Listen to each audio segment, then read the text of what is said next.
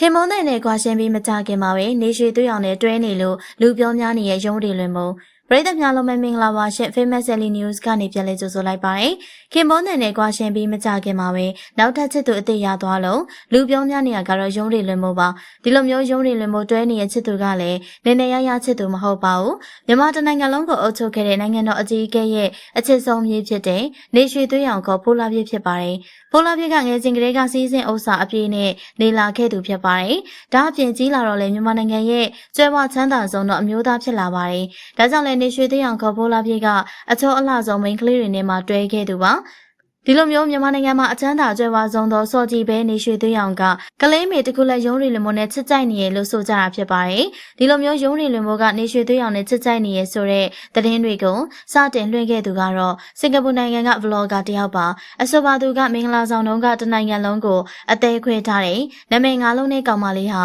နာမည်၄လုံးနဲ့လူကြီးတယောက်ရဲ့မြေနိုင်ငံသားသချင်းတွေကိုခါပါဆိုတဲ့ကောင်လေးနဲ့လက်ချင်းချိတ်ပြီးတော့လမ်းလျှောက်နေရလို့ပြောခဲ့ရပဲဖြစ်ပါတယ်။အဆိုပါ vlogger ပြောတဲ့စကားအရာဆိုရင်တော့ရုံးရီလင်မွန်နဲ့နေရွှေသွေးအောင်ဖြစ်နေတာပါဒါကြောင့်လည်းပရိသတ်တွေကအင်အားတင်ခဲ့တာဖြစ်ပါတယ်တကယ်ဆိုရင်ရုံးရီလင်မွန်ကကွာရှင်းထားတာမကြသေးပါဘူးအားလုံးသိကြတဲ့အတိုင်းရုံးရီလင်မွန်ဆိုတာကမြန်မာနိုင်ငံရဲ့နာမည်ကျော်ထိပ်တန်းမင်းသားလွင်မိုးရဲ့အကြီးဆုံးသမီးဖြစ်ပြီးတော့ငယ်စဉ်ကလေးကဖခင်ဖြစ်သူရဲ့အောင်မြင်မှုအရှိန်အဝါနဲ့တူပရိသတ်တွေကြားထဲမှာရေးပန်းစားတဲ့သူလေးဖြစ်ပါတယ်ရုံးရီလင်မွန်ကအသက်ကြီးလာတော့အယုံမလေးတရုပ်လိုချောမောလှပသလိုချစ်စရာကောင်းတာကြောင့်ပရိသတ်တွေကတော့ခေးလေးဆိုပြီးတော့တဲတဲလုံးချစ်ခင်အားပေးခြင်းကိုခံခဲ့ရပါတယ်ဒီအတွက်ကြောင့်လည်းရုံးရီလင်မိုးကကြော်ညာရိုက်ကူးရေးအလုပ်တွေအနုပညာအလုပ်တွေဇက်တိုက်လုပ်ကင်ခဲ့ရတာဖြစ်ပါတယ်